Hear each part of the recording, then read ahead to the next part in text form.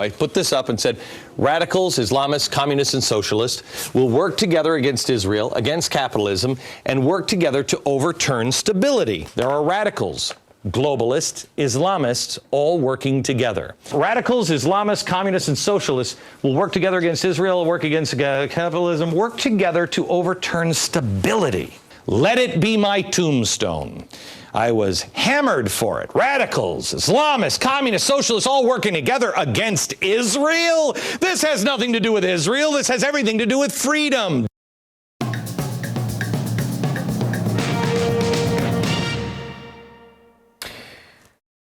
Hello, America. Tonight is it's a culmination of about 14 years of work. Tonight, I'm going to show you how that prediction is happening right now.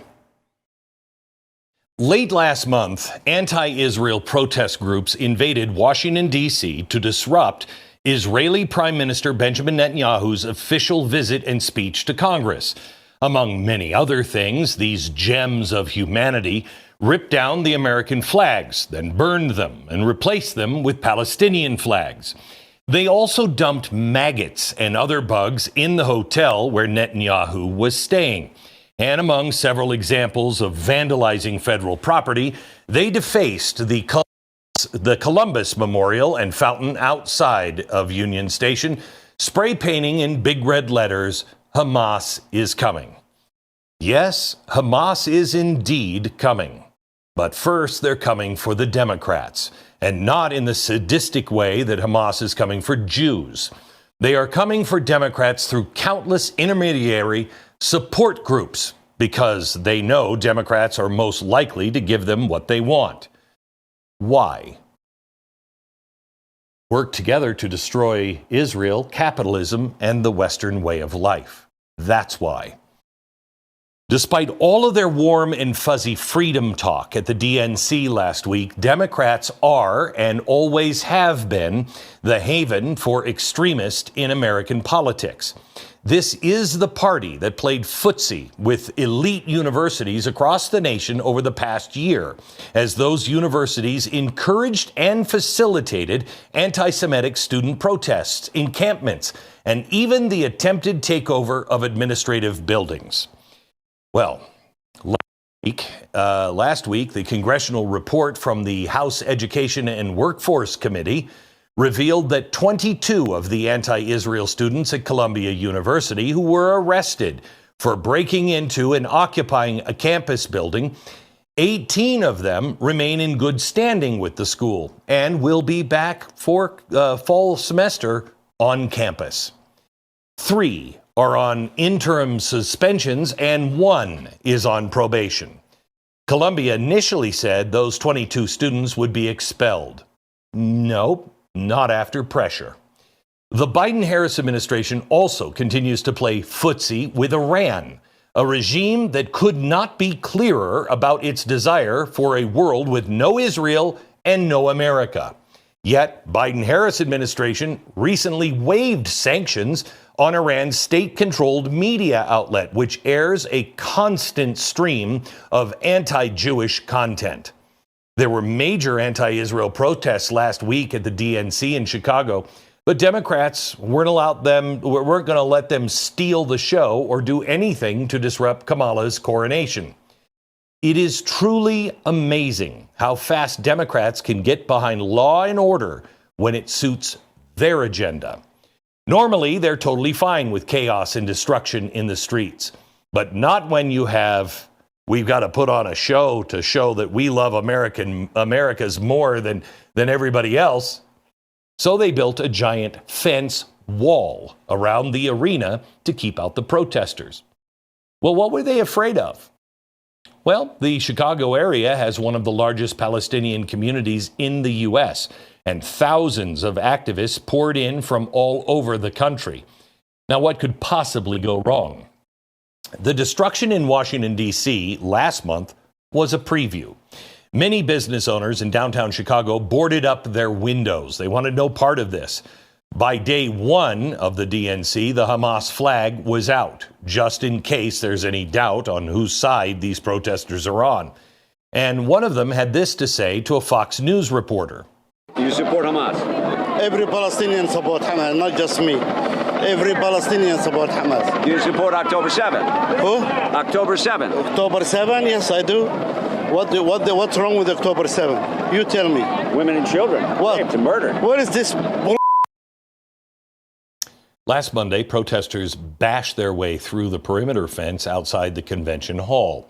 On day 2, protesters charged the police line outside the Israeli consulate in Chicago, and 72 people were arrested. And here's the context in which all of this anti-Jewish flexing was happening. On the same day that these DNC protests began, Israel recovered the bodies of 6 dead Jewish hostages found in a hidden passage during a raid on part of the Hamas tunnel and the tunnel system in Gaza. There are still 71 hostages being held by Hamas, including 8 Americans. The day before the DNC started, Hamas took credit for a suicide bombing in Tel Aviv. On day 3 of the DNC last week, Israel and Hezbollah traded cross-border missile strikes. And, of course, there's the ongoing imminent threat of an attack by Iran on Israel, along with Iran's still developing nuclear program. Just 2 weeks ago, a Palestinian man on the U.S. terror watch list was apprehended at the border in New Mexico. If Harris-Walz have any say in the matter, he probably has a house, free health care, and a driver's license by now. But yes, by all means, let's rush out into the streets of Chicago waving Hamas flags. Free Palestine! Free Palestine! Get the We'll burn the American flag. We did. And you It's our country. It's our country. this country. Burn it down! Burn it down! Unlike the Vietnam War, where people were ashamed of their nation, these people don't claim America as their nation. Meanwhile, here's how President Biden addressed that kind of protest at the DNC. Listen. Those protesters out in the street, they have a point. A lot of innocent people are being killed on both sides. So is he saying there's good people on both sides of the protests? Because that's what it sounded like to me. So terrorism is okay sometimes, depending on context.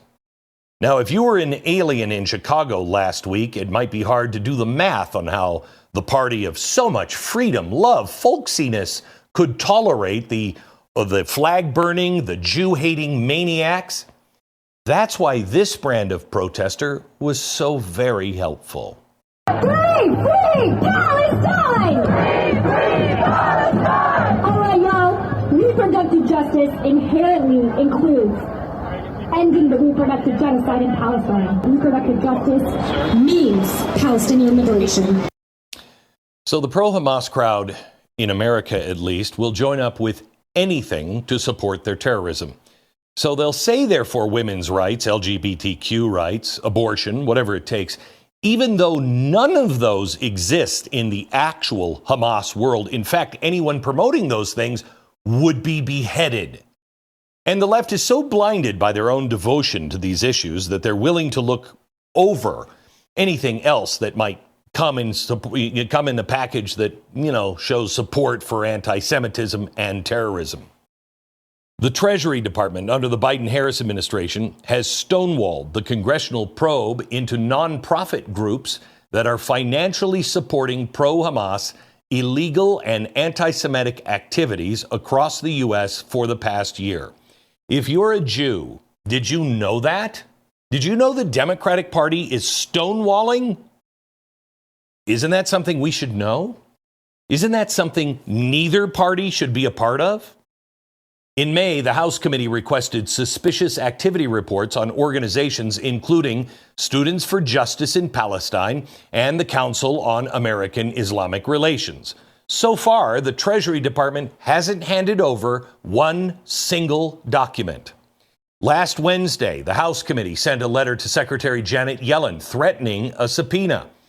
The week before the DNC, Kamala Harris appointed Nazrina Barkzi to head the Muslim outreach for her campaign. Okay, so who is this woman?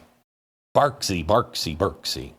Well, she has a history of, less than favorable views towards Israel, including defending students for justice in Palestine, one of the radical groups under congressional investigation. 2 weeks before the DNC, Harris met with Layla Elabed. Layla Elabed is the founder of the Uncommitted National Movement. Now, what is the Uncommitted National Movement? Well, her sister is Michigan Representative Rashida Tlaib. The National Uncommitted National Movement is working to get voters not to support Harris unless she supports anti-Israel policies. It's a free country. But after their brief meeting, Elabed claimed that Harris is now open to an arms embargo for any arms for Israel. But the Harris campaign immediately scrambled, and they denied that. No, through a spokesperson. A week before the DNC campaign with Harris, the campaign manager, Julie Chavez Rodriguez, flew to Detroit to meet privately with Abba Alawiya is the co-founder with Layla Elabed of the Uncommitted National Movement. I know I'm going to get a chalkboard out here for a second. But just know that Harris was meeting with these people, or the Harris people were. I can't go directly. Are you crazy? According to the Washington Post report, the Harris campaign provided extra passes for staff and friends of Uncommitted to attend the DNC, and even gave them a special space to hold a news conference. Now, during her trip to Michigan 2 weeks before the DNC began, Harris also met in secret with Abdullah Hammoud. He's the 34-year-old mayor of Dearborn, Michigan. Why? Because the Detroit suburb has the largest population of Arab Americans of any city in the U.S. Perhaps some kind of deal was struck in these meetings. Harris would keep her comments balanced about Israelis and Palestine, and they would keep their people from burning Chicago down while Harris's nomination prom was going on. We don't know if a deal like that was struck, but after emphasizing her support for Israel's right to defend itself, here's what Harris said about Gaza in her acceptance speech. At the same time, what has happened in Gaza over the past 10 months is devastating. So many innocent lives lost. Desperate, hungry people fleeing for safety over and over again. The scale of suffering is heartbreaking. President Biden and I are working to end this war such that Israel is secure, the hostages are released, the suffering in Gaza ends, and the Palestinian people can realize their right to dignity, security, freedom, and self-determination. Well, it sounds to me like she's saying there's good people on both sides, but on one side, they're even a little better. For a long time, Democrats have been all about building coalitions of weird groups with overlapping interests, with the main common thread being some sort or some form of oppression. But why are Democrats so eager to tolerate anti-Israel groups that justify terrorism? Now, I don't think Kamala Harris is an anti-Semite. I don't think so. I mean, how could she be when her husband is proudly Jewish? It boils down to that thing that often makes strange bedfellows and breeds compromise. Votes. Anti-Israel voters have one major point of leverage right now in the Democratic Party. They're most heavily concentrated in Michigan, which of course is a crucial battleground state. Democrats simply cannot afford to lose the anti-Israel vote, even if it means turning a blind eye to the vast web of pro-Hamas organizations that showed up in Chicago. After the break, I want to take a closer look with the chalkboard, this web of anti-Israel groups and their interactions with prominent communists, socialists, and globalists, including just a really folksy, super normal governor who could be a model and is the perfect dad, Tim Walz.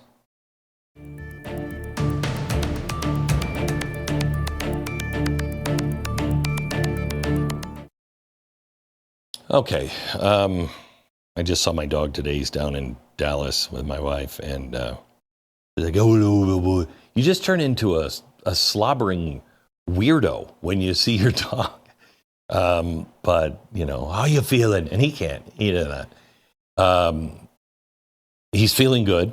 Tanya said he's sleeping a lot, but he's up and still running to his food. So he's eating his food, and I think Rough Greens has given him a longer life and a healthier life.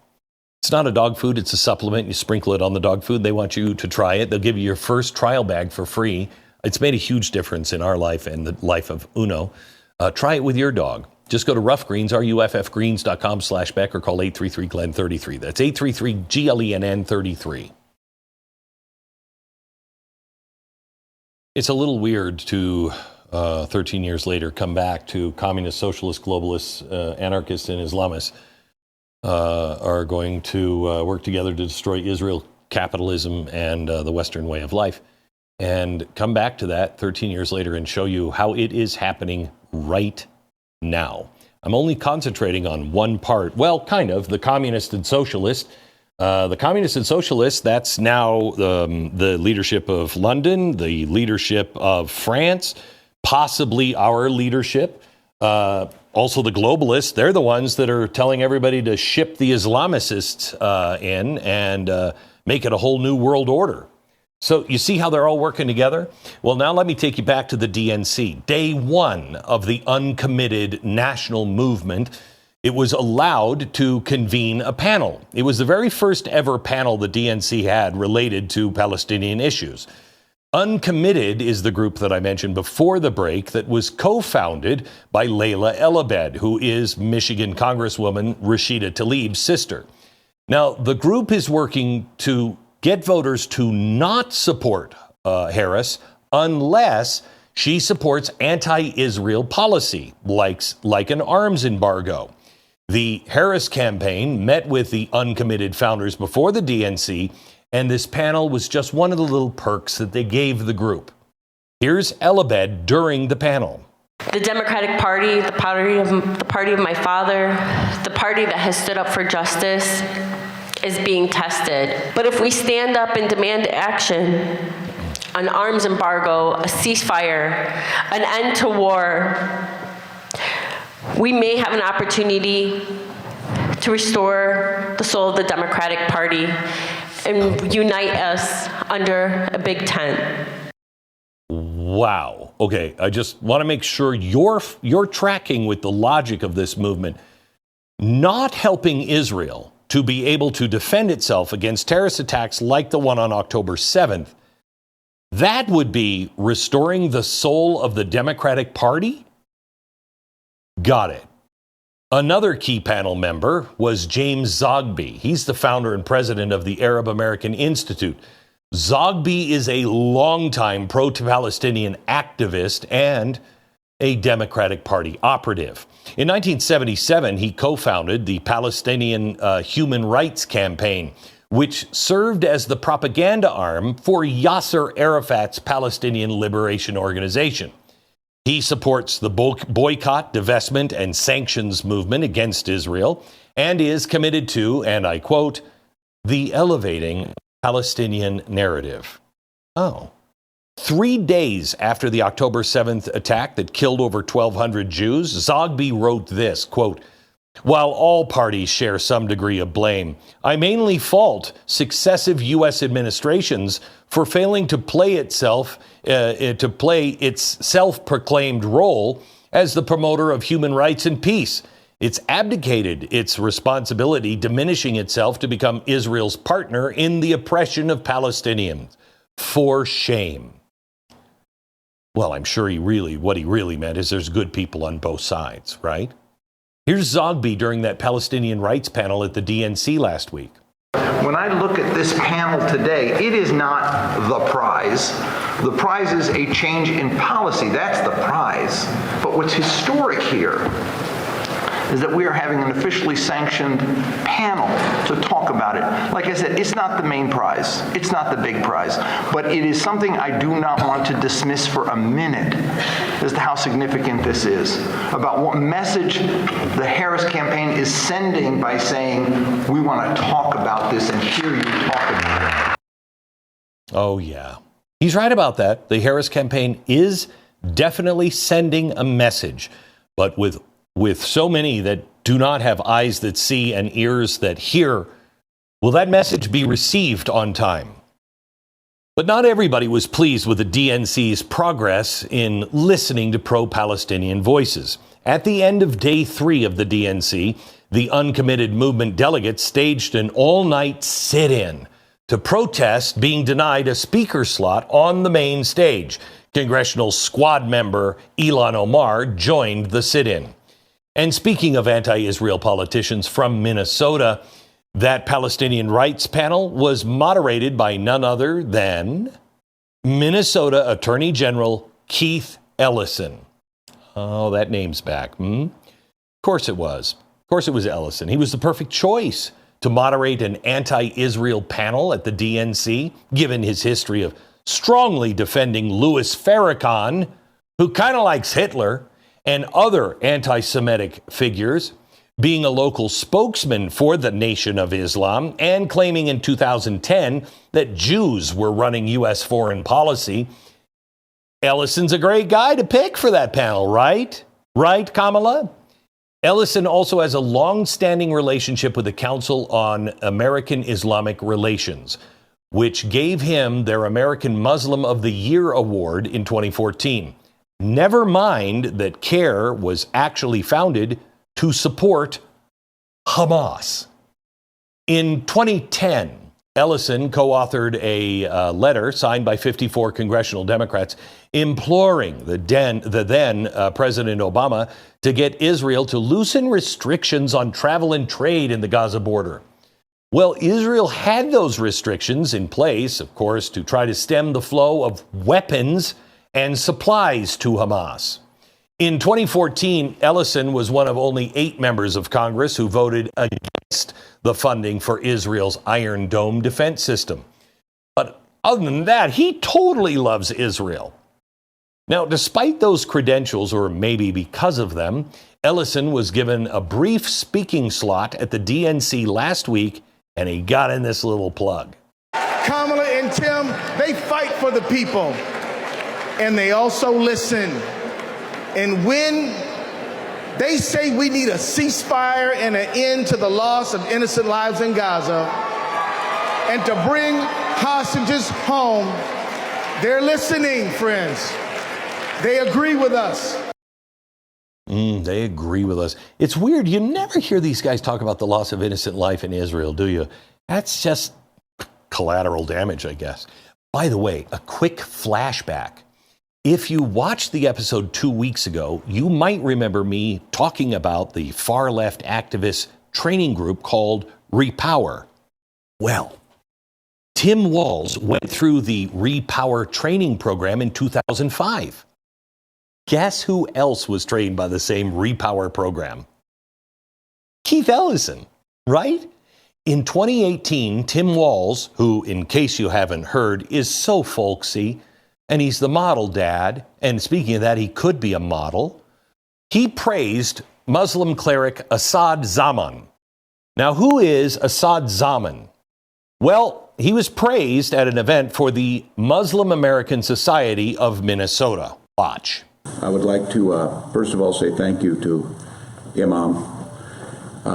I am a teacher, so when I see a master teacher, I know it. And over the time we've spent together, one of the things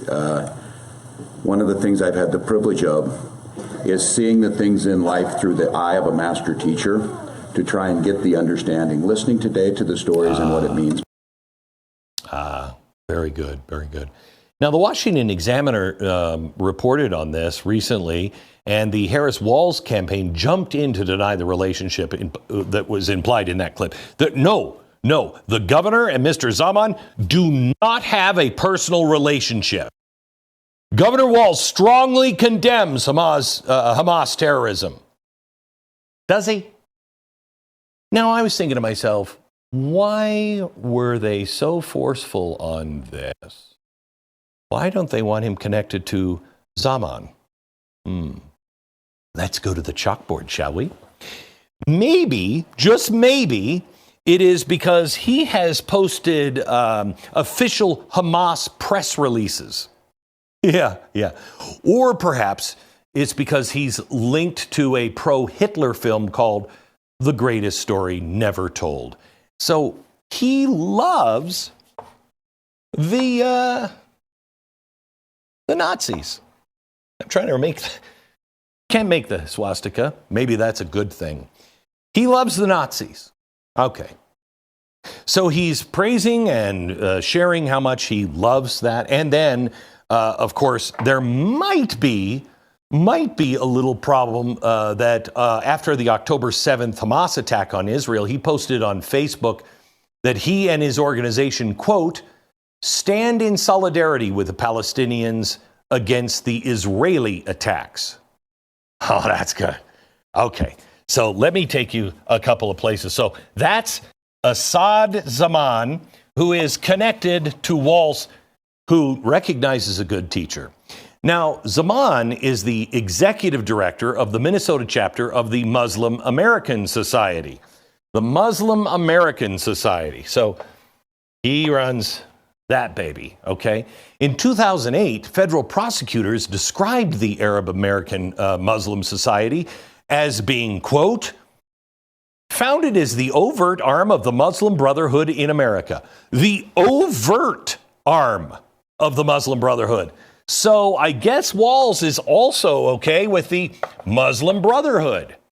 In 2014, the United Arab Emirates designated the Muslim American Society as a terrorist group. Wait a minute.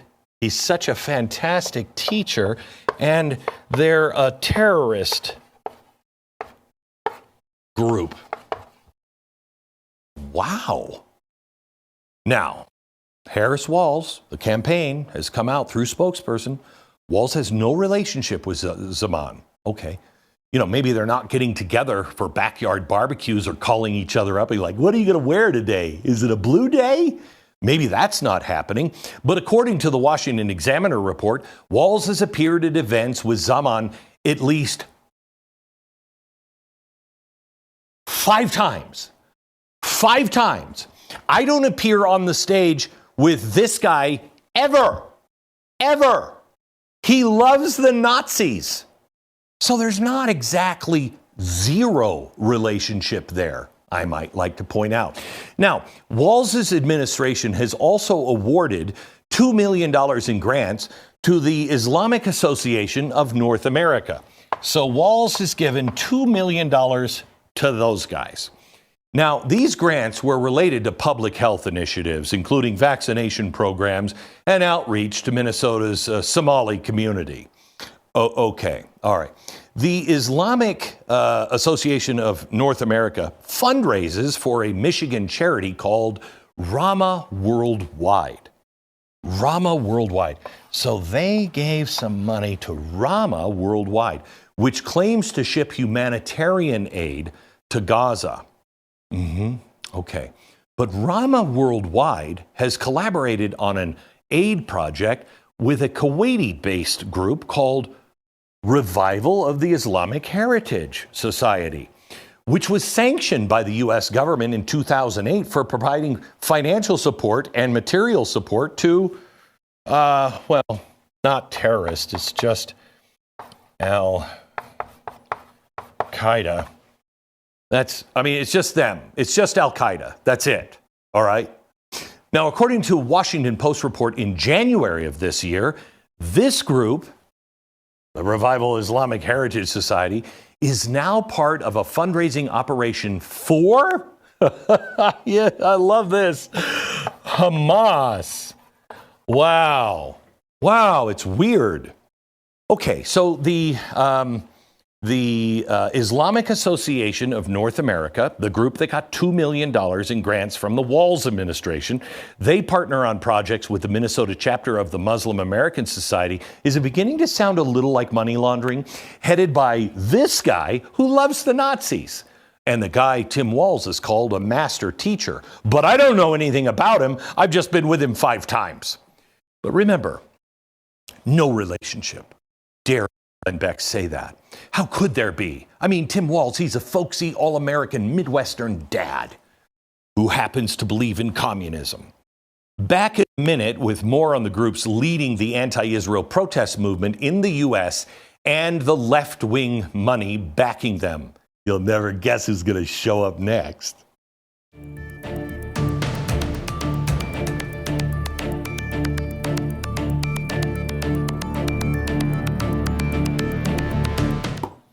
All right, imagine if you had the ability to wave your hand and abortion would no longer be legal. Imagine all the lives you could save in that moment. Imagine you could walk in and cast a vote and abortion would have a chance to be stopped. Or go in and cast a vote and pro-life, all of the ministry, everything pro-life would end. That's kind of what we're facing in November. Because if Harris-Walz wins, the pro-life movement will be over. I guarantee it. The Ministry of Preborn empowers young expectant mothers in a crisis to choose life, and they have done it in a different way. And I love this because it's all about compassion. They have rescued hundreds of thousands of babies through an ultrasound. When a woman's considering an abortion, she goes and visits a preborn center. She gets to hear the baby's heartbeat and meet that little precious child on an ultrasound, and it is a divine encounter. The majority of time, she will choose life for her baby. I am really proud to be affiliated with this organization because they not only work on saving the lives of the baby, and it's succeeding, but they also work to save the life of the mother who thinks she's all alone. They care for her for up to 2 years, giving her everything she needs. Would you do me a favor? Would you help rescue babies? Donate by dialing pound 250, say the keyword baby. That's pound 250, keyword baby, or go to preborn.com/Glenn. Communists, socialists, globalists, anarchists, Islamists will work together to destroy capitalism, Israel, and the West. And the second part of that, which I might get into tomorrow on radio, is that there will be demonstrations and riots in the streets, and they will start in Europe and come here. Look at what's happening to Europe, because that is your very near future, America, if you don't turn this ship around. All right, there was nothing spontaneous about the anti-Israel protests at the DNC last week. Nothing. It was an organized effort by over 200 left-wing activist groups. These guys, okay? I want to highlight just a few of these groups. The first one being Students for Justice in Palestine. Now, I mentioned them earlier. They're one of the groups being investigated by 2 U.S. House committees. In 2019, Tim Walz, yes, Harris's buddy, spoke at a conference hosted by the Minnesota chapter of the Council on American Islamic Relations and took a photo with an anti-Semitic college professor named Hatim Bazian.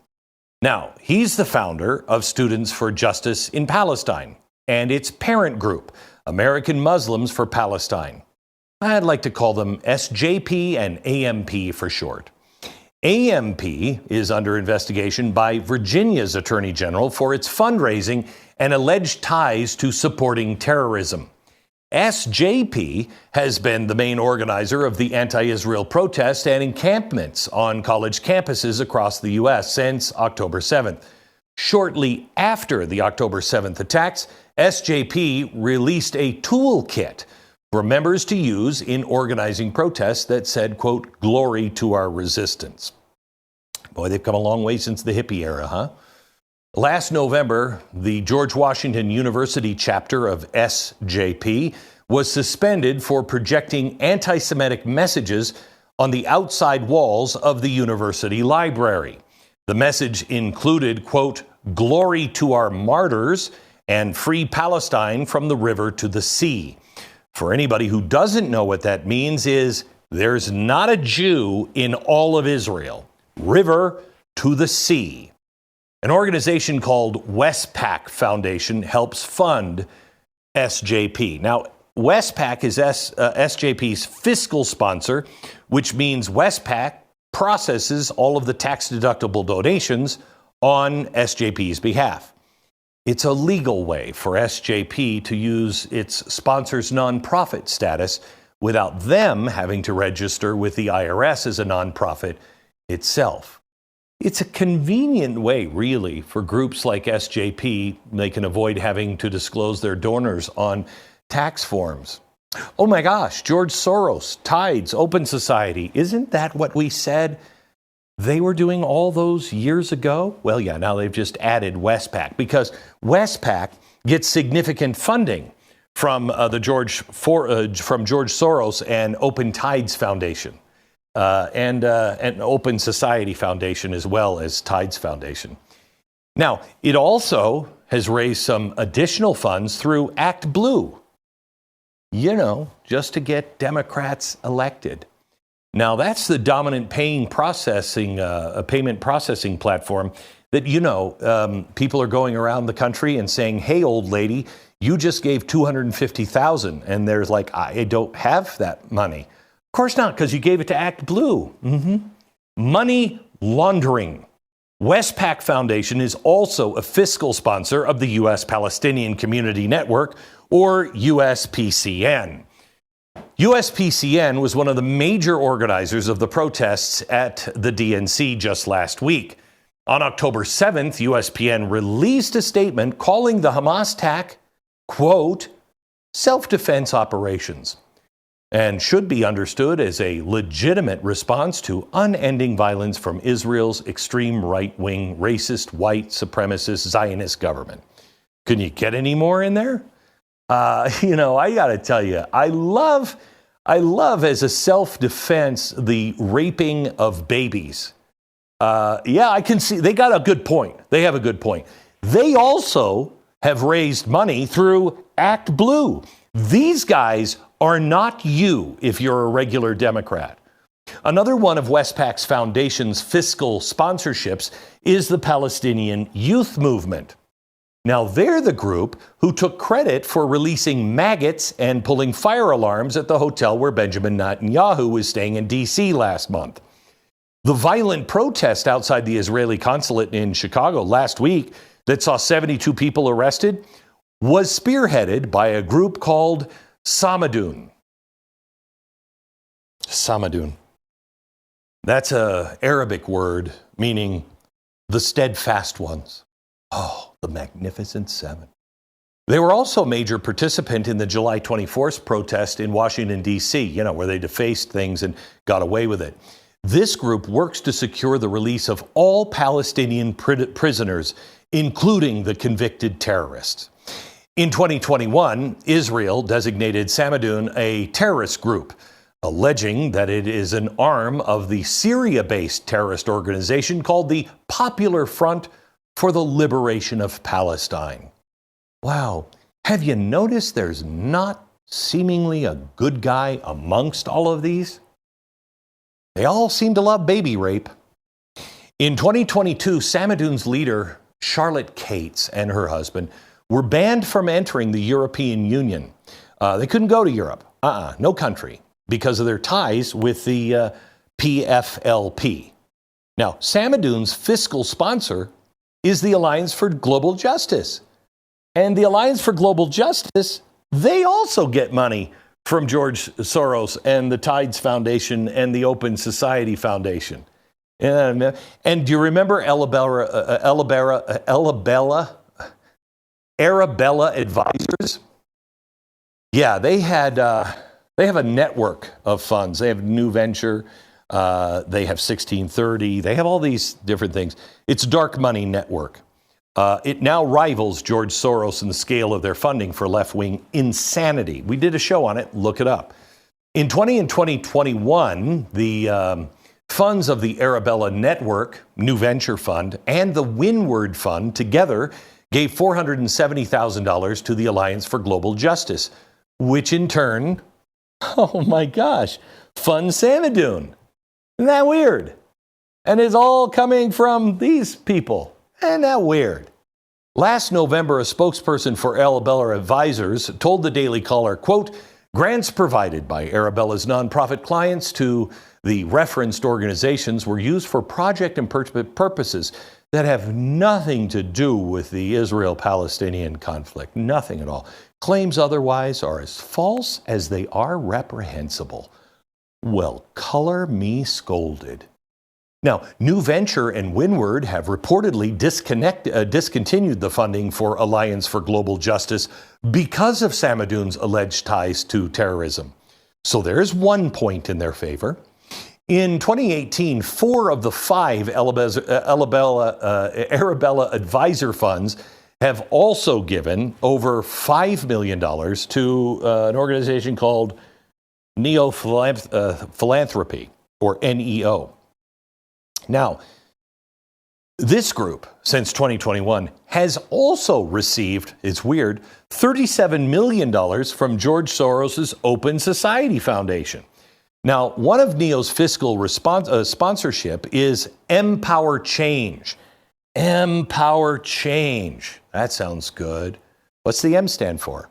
Well, it's a Muslim advocacy group which is led by the radical anti-Jewish activist Linda Sarsour. I love her. Sarsour is in this again? Yes. And Empower Change also uses Act Blue for their additional fundraising needs. Oh my gosh. So let me just get this right. Again, Arabella Advisors has issued strong denials to the New York Post that any of these funds were used for any purposes related to the Israeli and Palestinian conflict. Amen, brother. And I trust you. I mean, you seem to be laundering money and you're in with really bad people, but if I can't trust you, who could I trust? Now, George Soros's and the Tides Foundation and Arabella Advisors Network are funds for the cutting-edge leaders of what has been called charitable money laundering. Fiscal partnerships and the massive, complex web of groups and subgroups that the money trail winds through allows donors and the purpose of the money they give to remain somewhat obscure. Well, not somewhat, completely obscure. It can sometimes provide them with a measure of plausible deniability. I gave that money to Act Blue. Did they use that? I did not want them to use that money for that. Now, the money that is ending up in the hands of anti-Israel groups that are plugged into this network, the purpose is very clear, but I didn't give any money. All right, so let me come back with a journalist who has been closely following another radical, dangerous influence behind these anti-Israel organizations, because they're coming back to destroy Israel, capitalism, and the West. This is only one part of it.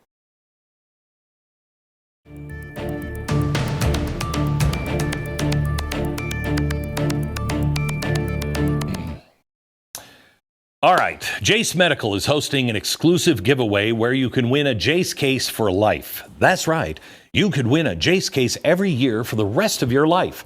There's no purchase necessary, so don't miss out. The giveaway runs until August 31st. You know it's 8/28 today? So enter today. The Jace case is a personalized emergency kit that contains essential antibiotics and medications that treat the most common and deadly bacterial infections. This is the kind of thing you'd want to have on hand, at home or when you're traveling, just in case you need, emergency medicine for yourself or a family member. I mean, what could possibly happen? China's never going to cut us off of medications. What are you, crazy? It provides 5 life-saving antibiotics for emergency use. Would you try it? Just go to jace.com/blaze. If you buy something, enter the promo code Beck at checkout and you'll get a discount on your order. But sign up for the free Jace case for life. Promo code Beck, JASE.com/blaze. So we couldn't get our guest on. There was a problem with the connection, so she's going to be on with me tomorrow. But I want to come back to this. Communists and socialists, globalists, anarchists, and Islamists will work together to destroy capitalism, Israel, and the Western world. So we have leadership now that are communists and socialists. The socialists are in charge of England and France, maybe with this next election here in America. You also have the unions, the teachers' unions, and the SEIU that is doing everything they can to push this agenda to end capitalism and introduce a new system. We also have leadership in companies, the WEF, most elites in banks that are globalists. Now, sometimes they're both of these. Then you have the Islamists, open borders. These guys are pushing open borders to bring us down to a third world and an Islamic country. That's what the Islamists get out of this. They get to take over the West. And if you've watched the videos from Europe, it is so important you see it's everywhere. These countries are losing their identity entirely. So let me just give you this real quick. The ground game is the anarchists. The communists and socialists and the globalists, their goal is to end capitalism, give us a new system. And it's going to be a global system, an oligarchy, and the elites will run it, and you won't have anything to say about it. Remember, the WEF, you're not going to own anything, but you'll rent from these guys, okay? They need to topple the West. They have to. To be able to replace it, you have to collapse it. Well, one of the communists and socialists that we know of is Cloward-Piven. Two professors, I think it was at NYU, and I talked about them years ago. Their whole strategy is how to collapse the West. And what do? You overwhelm everything. Why do you think California voted to give everybody loans and you're not a citizen? Why? It will collapse the system. What will happen with all of these, with open borders? It will collapse the system, but it'll also put other people in charge, and they will destroy us on the streets, which will collapse the system. It will collapse capitalism, the Western way of life, and Israel. This is happening right now. In America, this is your last chance. This November is the final call. Get everyone you know to vote. Everyone you know. If we don't have an overwhelming election, you're going to see these guys kick in, these guys kick in, these guys kick in, and these guys kick in. And we will have chaos that I don't think we recover from. More on this tomorrow. Share it with a friend. May God save the Republic.